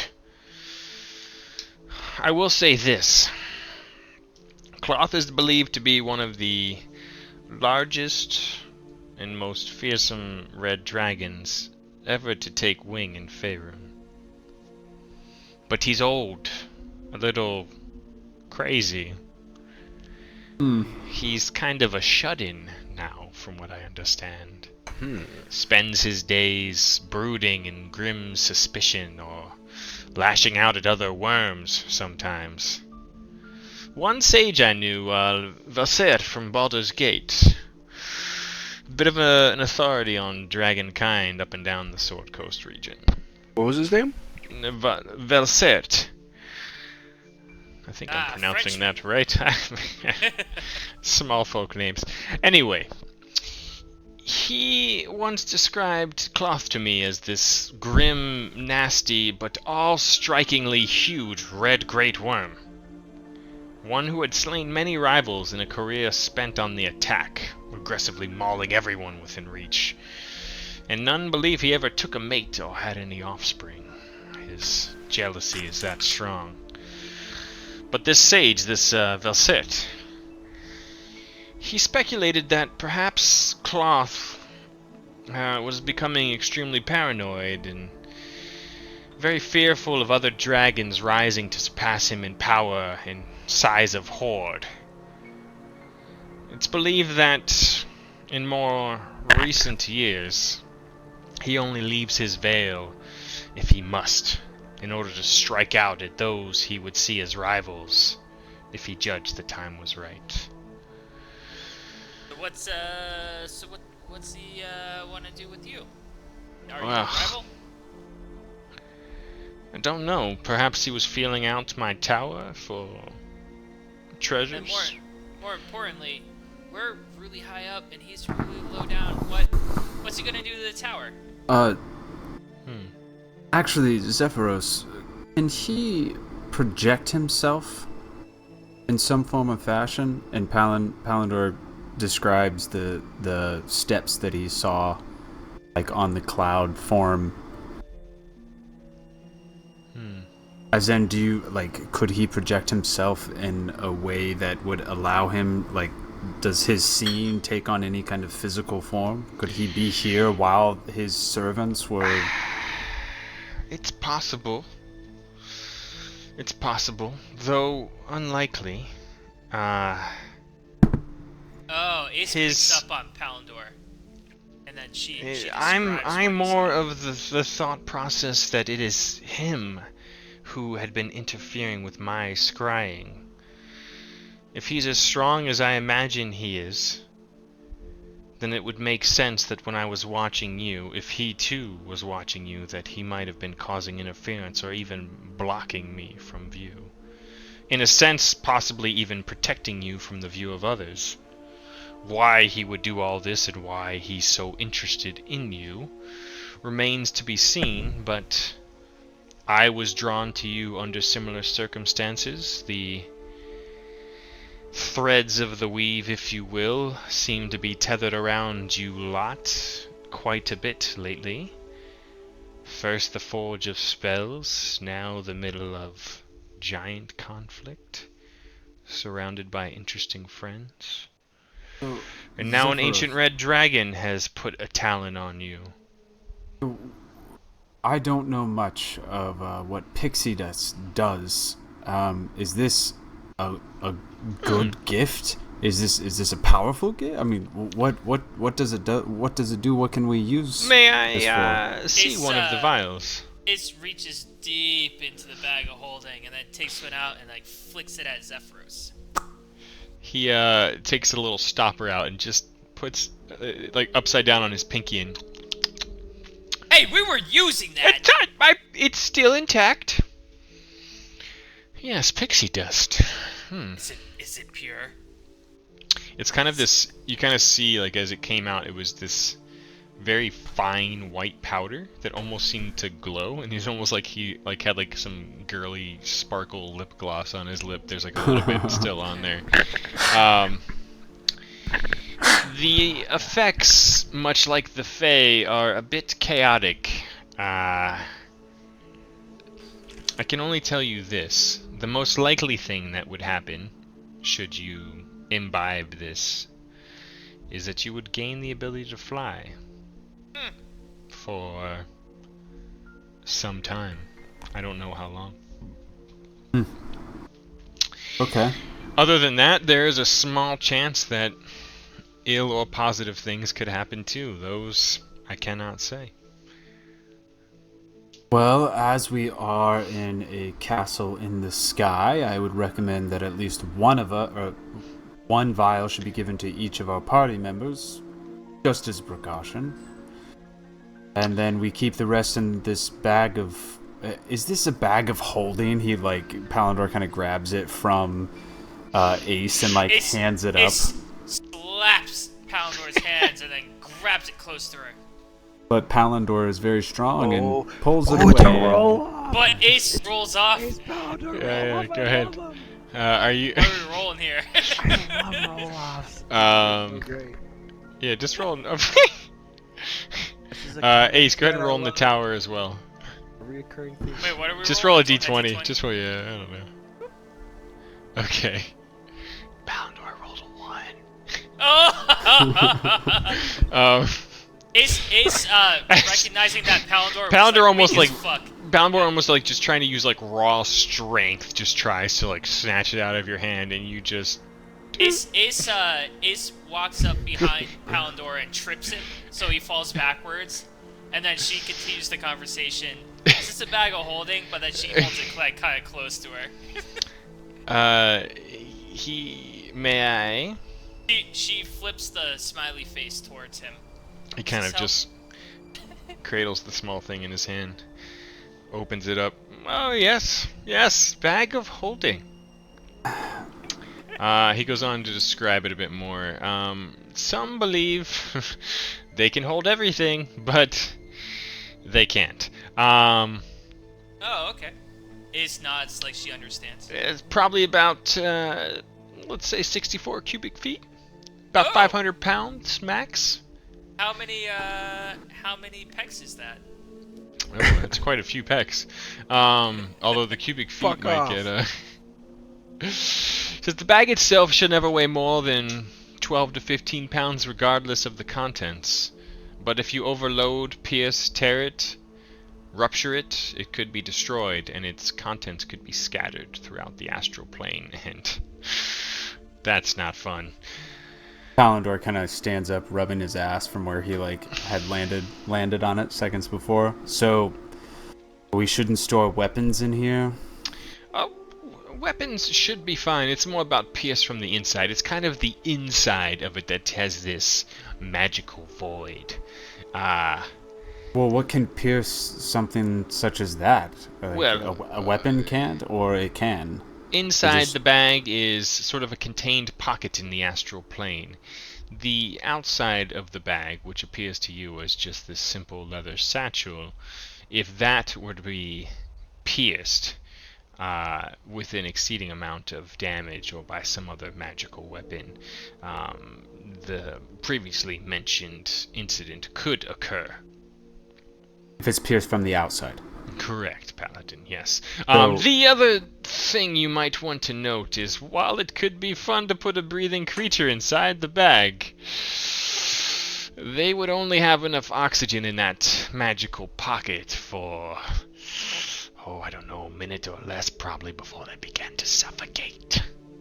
And if I were to drop said bag with the said creature inside of it, would that creature take damage? Interesting. Now that's an experiment I would love to sit in on. Ace nods. That's an experiment I would love to conduct. And then she looks around the room. You would like to conduct it? But I mean, you seem like a great volunteer. Ace clutches Why the don't we bag see closely. if you? Oh, are you going to do it now? Yes, I mean, Zephyros, you're here. We might as well try it. Ace, would you like to jump in the bag? He's twirling his wispy goatee very excitedly, just sort of wrapping the cloud stuff in his finger. Don't worry, I assure you, I will only hold it closed for 1 minute. Ace grabs the and bag some change. and holds it close to her and says, "Does a pope shit in the woods?" Who is this Pope Pope. that you speak of? The Pope. We will not be putting Ace inside the bag tonight, my friend. But should you want to put one of your weapons or perhaps a limb inside the bag, I would love to test this. I mean, we could also try Raelian. I mean, he is asleep outside. Oh, he is asleep. Ace nods, and concerningly Actually, says, yes. scratch that. I have an ethical code against anybody who is unconscious. Ace looks around the room. What are these? What? Oh. Those are hanging magical spheres that are like sort of almost flying in the air as a light source. Ace tackles one and puts it inside the bag, and then Oh, it's like 30 feet up in the air. Ace does not do that. So if this is a bag of holding, then I'm sorry, Ace. I really hate to do this, but can we trust you to keep its contents? Like honestly, like because I would rather just hold on to my things because I don't know if I can trust you. I look back and Ace. forth between the two, but and then I look back at Ace because actually I wondered the same question. Ace glares at the other two, and then walks over to the table, and she hastily empties out she turns it upside down, and just all the vials come spilling out onto the table. Okay. Like clink, clink, clink, clink, clink. Yeah. Did you put all 10 back in there? I mean, 9 or 10 of them kind of just come clinking and rolling out. I have one of them. She emptied all of them out, but she kept her hand on top so that like 3 of them were still in the bag, like magic style. Yeah. But good thing that we can count and we know that they gave 10 and there's 6 on the table and I have 1. Did they count? Yes, they did. They said there was 9 in there and then they gave Palindor 1. That's true. Well, to give to the Lord Peck. Alright, I dumped them all out. Whatever. Okay.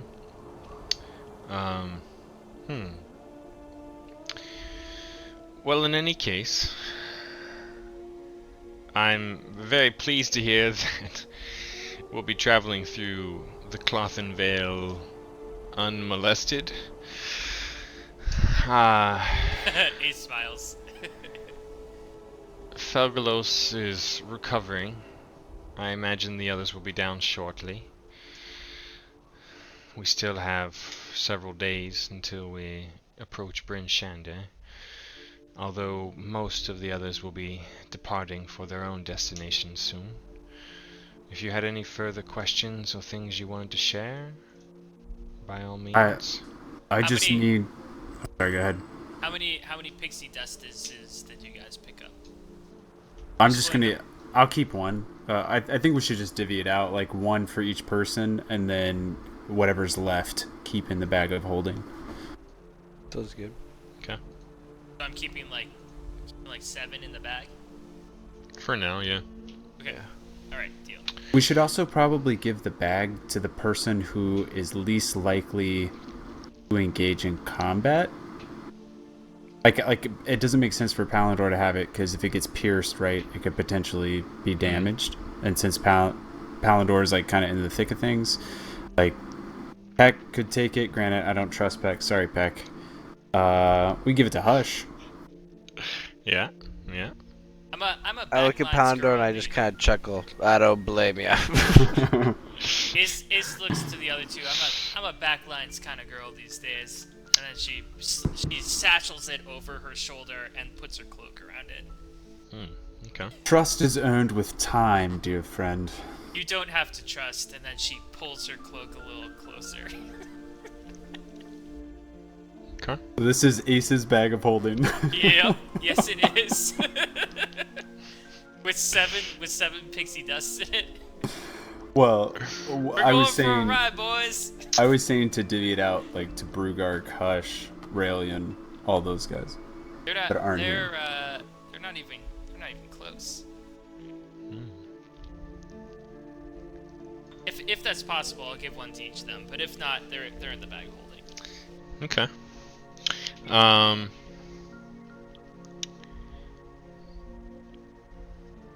gonna unload my bag of holding. Continue. So, everyone pretty much comes back downstairs. I'm not gonna token it up at the moment. Felgalos is in halfling form, but you see him sort of flexing his arm. Looks at Peck and just says, "Feels good to be back in shape." Huh? Wait, who just asked me this? Sologlyph. Yeah. Oh, I don't see him on the map. Oh yeah, I'm just being lazy with tokens. Yes. I'm allowed to be lazy. I'll kind of like wiggle my leg a little bit. Like, yeah. Feels pretty good. And I have some questions for this for the Sologlyph actually. Let me pull them up. Where did I put these sons of bitches? Yeah, he's just making himself comfortable. All the others have sort of come down, save for Sister Palindor. Garail, who's allegedly Yes. just cleaning up. Palindor finds Sister Garail. I Okay. was hoping you could tell me a little about cloth. Yes, I kind of overheard Zephyros a bit there. Everything he said is accurate. I don't really know what to think of the situation. I'd heard many rumors about him and his senile state, none that I ever cared to roll the dice on, if you follow. He's been trying to grow his horde with outsourcing, if you will. Staying protectively in his own veil. Now accepting cultists as messengers. I could guess that he was watching that entire exchange with his scrying. I know many have called for his destruction, fearing his horde, his magical acquisitions growing too great, too strong. But I also know and think that his paranoia is a bit of a boon to you, to us. While these giants are rampaging, he's almost like in a singular form of balance in his current state, from what I understand. Anything growing too strong, too frightening, too competitive for him, whether friend or foe, he would very likely seek to snuff it out. Perhaps he sees you all as pawns that he could use to help deal with the giants. Perhaps he sees you as pawns for something unbeknownst to us.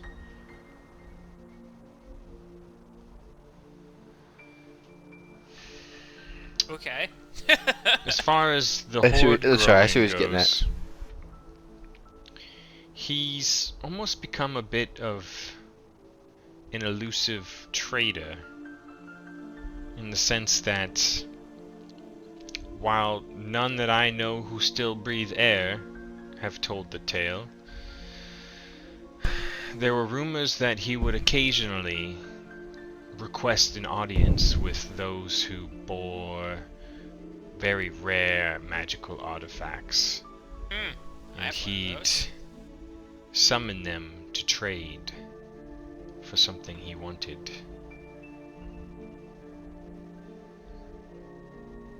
Many have gone seeking fortune, trying to find this horde somewhere in his veil, but none of them have ever succeeded. You don't get to be that old and that strong without being powerful, I'm afraid. It's kind of like whispers over. Sounds like he'd be interested in the forge. Fuck, everybody's interested in the forge. I know, but like he would really be interested in it. I would not take Cloth lightly, with all that in mind. He's a bit of a planner, a plotter. As you've been told and heard, he watches, he scries more than anything. And while some might see that as weakness or inaction, he lives in constant anticipation of potential dangers, letting his paranoia fuel what some would argue is a bit of a masterful tactician's mind. Ace kind of steps forward. He's kind of like, she's upset about everything. Like, he's so powerful and he is so ancient. Why is he hiring such shitty people to take care of his business? noticeably shitty. Perhaps it was a trial for them. Perhaps they were disposable to him. I cannot truly say what his thinking is, but if he has been watching you, surely he watched that encounter. If it was unpleasing to him, perhaps he sends another envoy. I don't know. If we see those guys alive again, I'm not gonna think he's too powerful. Well, think what you will. This is all I know. I've never cared to get close enough to the beast. Thank you. You're welcome. On the topic of more entertaining things, hopefully less terrifying ones, do you still fancy yourself a gambling man, Peck? It's been some time since I was aboard your ship. Yeah. I mean, I haven't in a while. Why? Why are you betting on something? Well, Darren spoke to me about this potential test of strength you all were musing over before getting to Bryn Shandir. Who do you think I should put my money on? We've got a little internal gamble going. Does Ace overhear this, or is she oblivious? You and Poundor can make a perception check. I would love Now- to hear this. Who all is going to be this sidebar? Yeah. Who all is going to be in this tournament?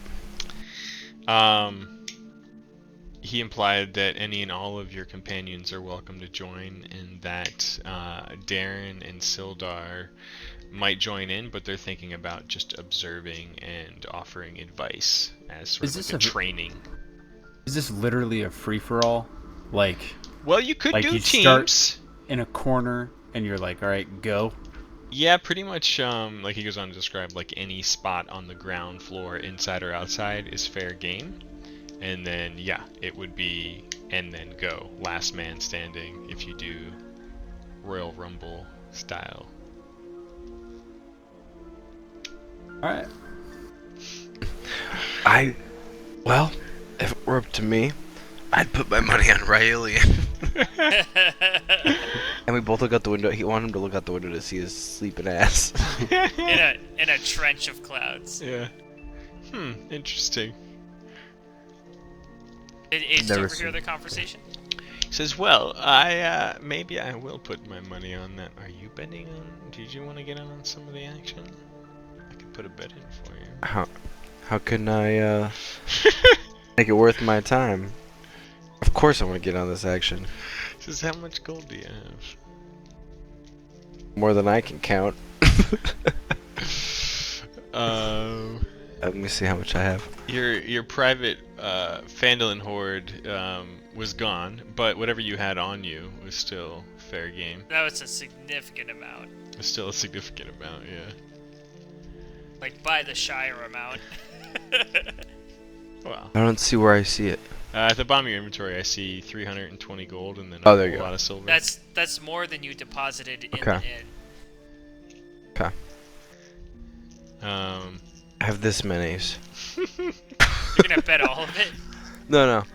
But that's how many as I have. Okay. He's like, don't tell your allies, but I can use your gold to increase my own bet. Did I'll Ace split hear the this? pot with you.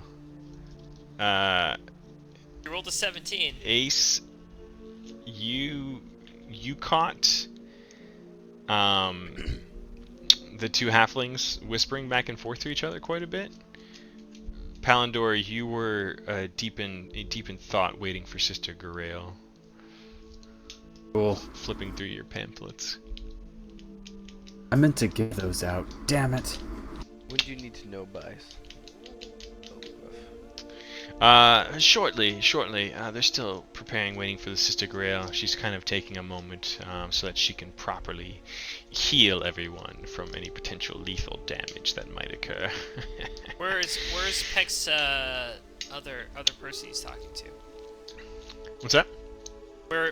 Who's the guy that Peck's talking to? Sorry. Yeah. Here, I'll put him out. It's Felglos, Zephyr, Sologlyph.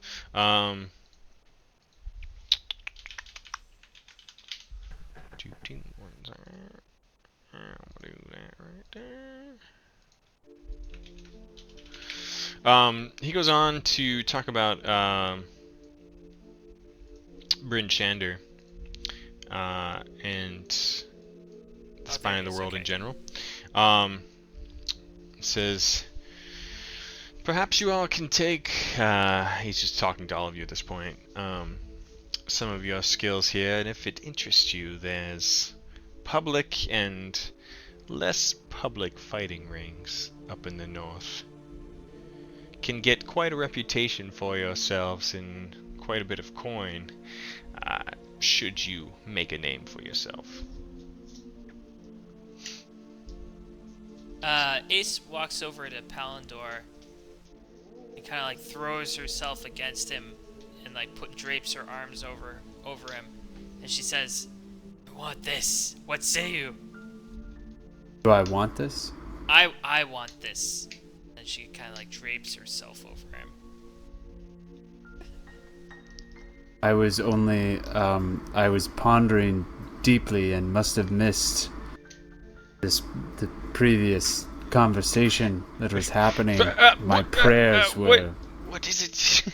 on that of Lathendeer. I have no idea what this thing is that you want.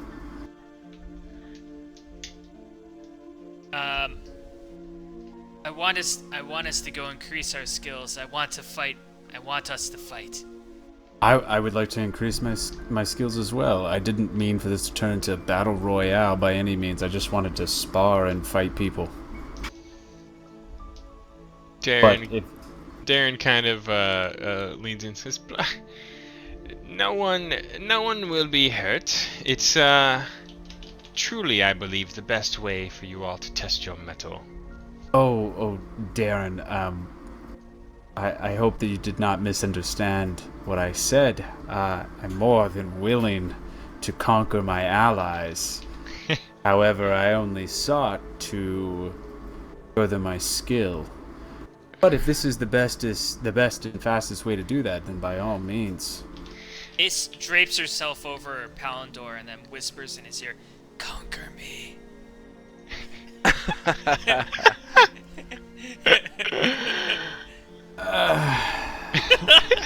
Her tongue flicks out like a snake's tongue. Palindor just rubs his face literally like this. He's like it's causing him physical pain. Brugark is sort of cradling his baby griffin and says that he will only be observing for now.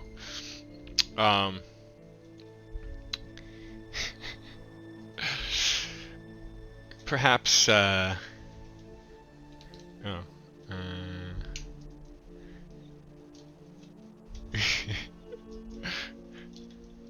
So much typing going on.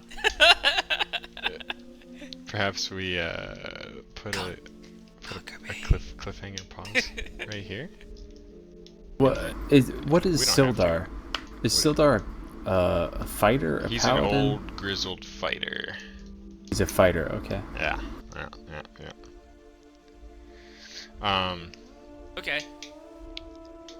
But I'd say everyone's like, all right, let's fucking do it. Yeah. Game time.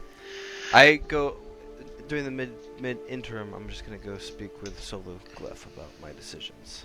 Okay. Yeah. And Palindor's gonna talk to Sister Grail. Okay. Ace is gonna take out her goblin tooth knife and slit her hand, and then let the blood rain down on the floor and say like, "It is done." Okay. Darren and Aurelian are discussing a few things. Radoff and Brugark. Hush and Zephyros. Sildar is just watching, talking to Nundra, who's in the corner. Anything in particular you would like to ask or discuss? Ace takes her bloody hand and draws a big circle around her, and then she sits down in the middle and she starts to meditate. Her eyes roll back in her head, and she's preparing for the fight to come. Okay. Yeah. Yeah, I'm gonna type something to you in a second.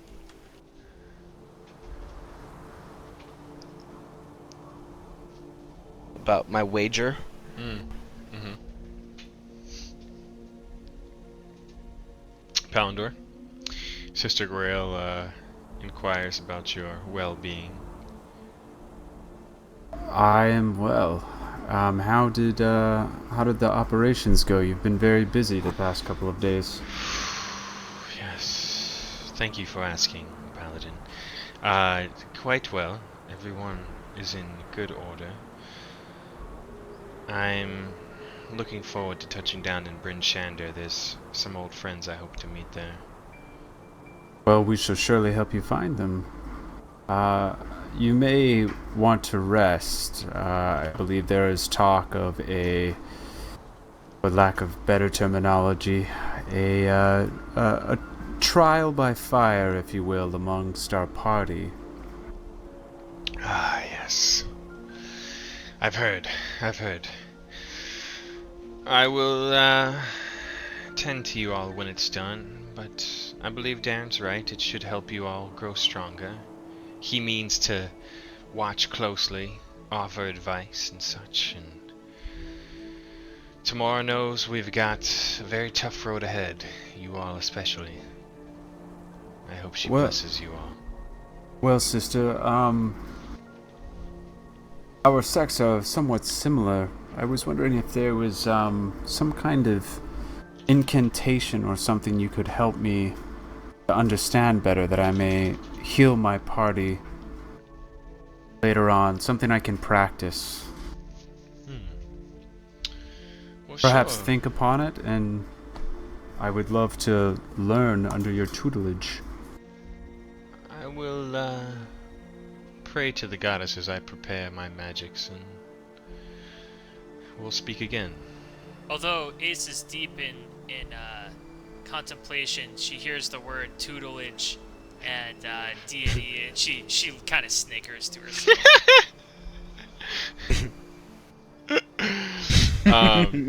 Ace, while you're meditating in your circle of blood, could you go ahead and roll a percentage check for me?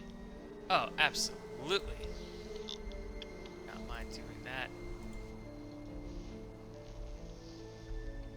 that. Nailed it. You notice your skin suit. What was the last form you had? Was kind of like a more... It kind of had like feathers around the neck, kind of. Yeah, and like yeah, kind of yeah, like yeah, yeah. draped. Yep. Yeah, okay. It's almost like when a still pool of water has a rock thrown in it, and it ripples and changes, but then quickly reforms to be a still pool of water. Your suit kind of does that.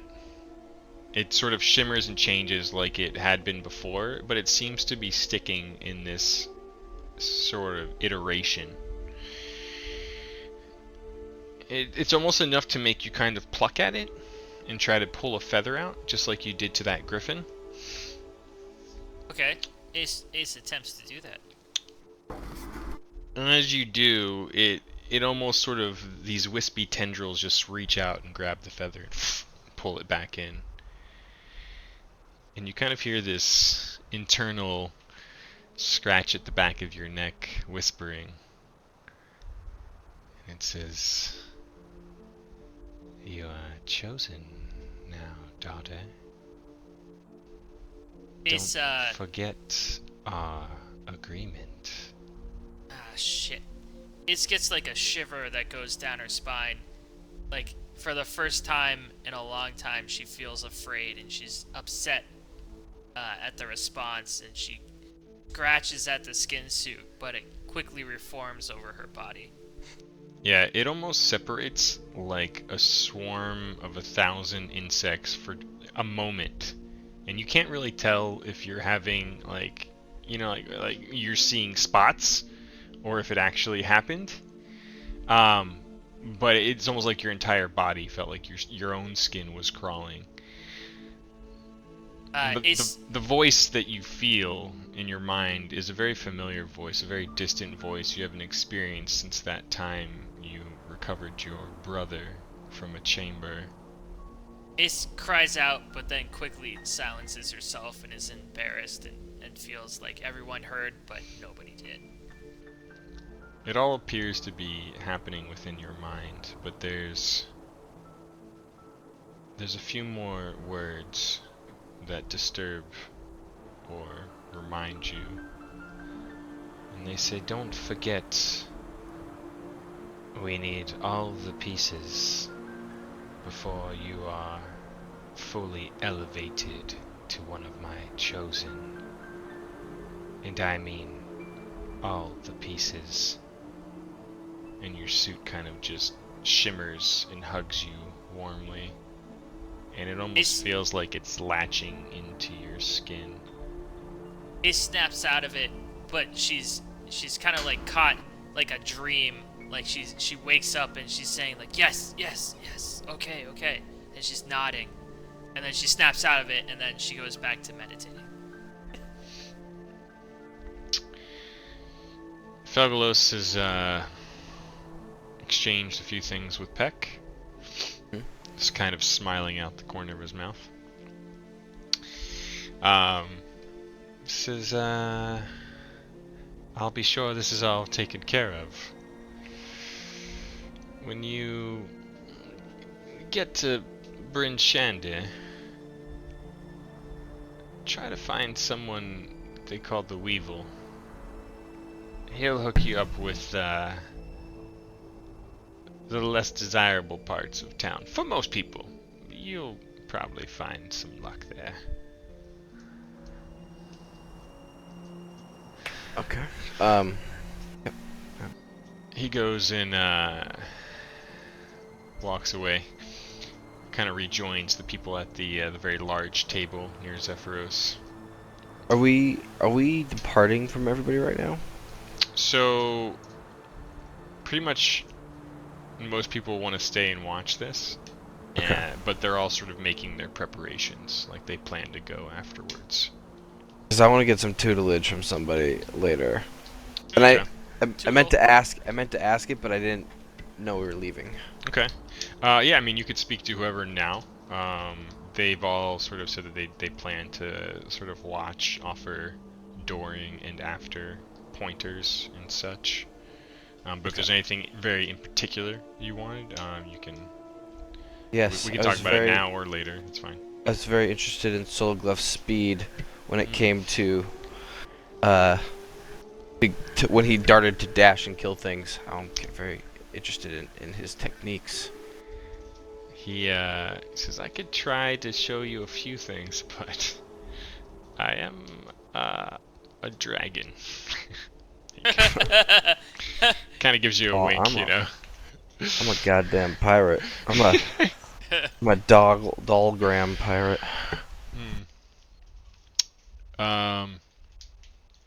Well, I kind of want to pause it there. No, that's fine. That's fine. In the off chance we get everyone back for the battle royale. Yep. If not, we'll continue as planned, and I'll NPC some people if I need to. But yeah, GG's. If you think of anything else you want to say or do before next time, just let me know. We can always work out the details, past or present tense. The deets. Yeah, it's kind of like Cool, man.